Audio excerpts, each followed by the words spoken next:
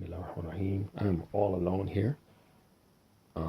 It is 12:07 Wednesday, June the 7th, and I have overstayed my welcome on my visa here in Europe.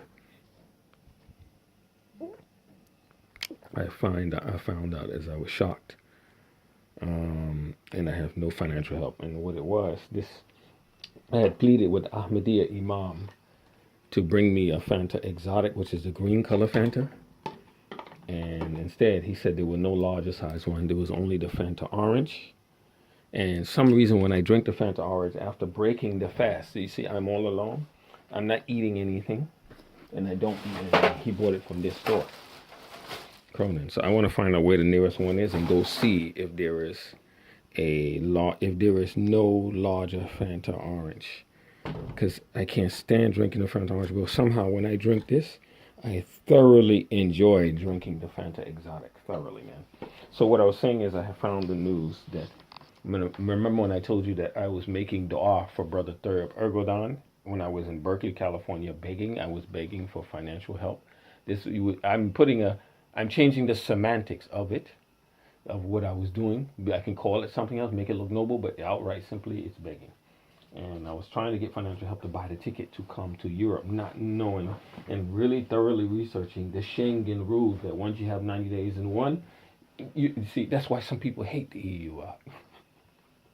Yeah, some people hate it. Yeah, once you have 90 days in one, once you have 90 days in one, you have 90 days in all. What the EU should have did and been smart, instead of trying to keep undesirables out, or ethnically undesirable out and religiously undesirables, they should have put money price on it. They should have put a money tag that if you really want to stay and do things further with the 90 days, they should have charged money and said, okay, pay us 100,000 krona, and you'll get another 90. You'll get another 60 days. Get less than 90, then you'll get another 60, and then you pay us more money, additional money, then you get 30 more days. 90 first time, 60 second time, 30 unless your and you get 30, maybe 30 multiple entry, days and stuff like that, and so on and so forth, unless you're changing your stats. They could have made a bundle, man. The EU and the respective members, they could have made a bundle, man. See, these people don't think, man.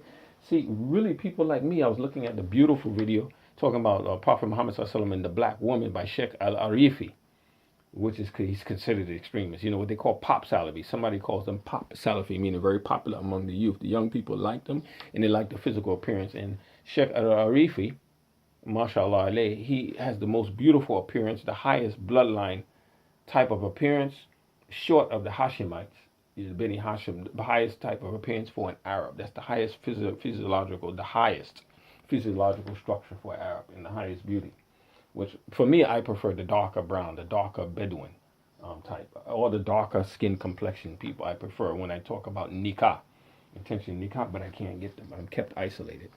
I'm kept in poverty. So what I was looking at is how the Daraja, and I'm switching subjects here, is when they were talking about the black woman, and then they started talking about, and when I looked at one brother who was wearing a gray kandora, it's called a kandora or a distacho or jalabia, something told me wealth. It just came right to my heart. Rich, wealthy.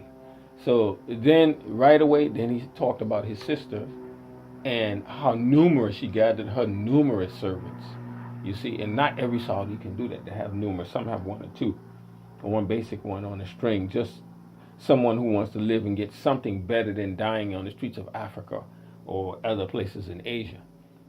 And they go and they endure Saudi, and it's and not the culture. I'm not insulting the monarchy, but the individual people and the abuses that may they be heaped upon them, as well as the kafil and holding the passport system so they don't run away and all that. All this shit has to change. So he was talking about the numerous servants and how she did the good work of the dawah and converting them to Islam, like that, and becoming Muslim and things like that. Once she wanted them to be Muslim, and this is the woman who is the master. She is the Sayyidah over the servants, and it's paid, but it's still short of the traditional servant slavery, like it goes outright in Yemen, which is the purest of the Arab culture. Saudi got a little better in the other Khaliji states by paying them, but they still have that status. Meaning people that are from the master's family do not marry the servants. So my obstacle is that I come from an ethnic group that traditionally has been servants, which is the Uswadin of America, but yet all the innovations come out of that and that sort of energy, that vibration. Particularly myself, having personally been around David Rockefeller before he recently died. Not before he recently died, years ago, but I mean when he was in his prime running around age, with Wayfarer Catch, and then Mr. Edgar Bronfman, when he used to ride the Seagram's Augusta 109 helicopters. They were pioneers in the purchasing of the Augusta 109, which one crashed, had a tragedy in upstate New York or something like that. I remember I knew the flight crew very, very well of Seagram's, Edgar Bronfman, head of the World Jewish Congress, and other people. That kind of power and energy of being around these people and President Trump, it rubs off. You get something from it. You get a motivation from it. You get like a charge from it. I can't explain it. And that being said, but me being the black Aswad, which is the Abid type of bloodline, especially with my Bantu facial features, the best that you can hope for traditionally, culturally, is to marry from parts of Africa. And the good part people try to grab onto to emulate that would be Somalia or the Hamitic Ethiopia, that have offshoots or corollary or derived offshoot ancillary Arab descendants through the forays of Arab men into Africa.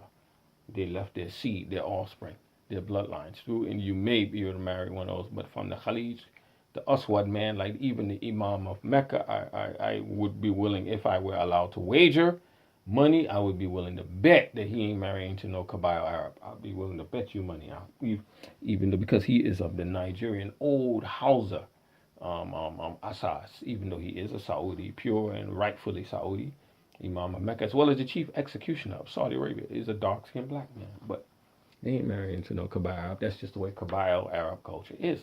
So I was making dua for Brother Tayyip Erdogan when they were trying to kill him. They were looking for him in Turkey, Brother Tayyip Erdogan, God bless and protect him. And they were trying to kill him.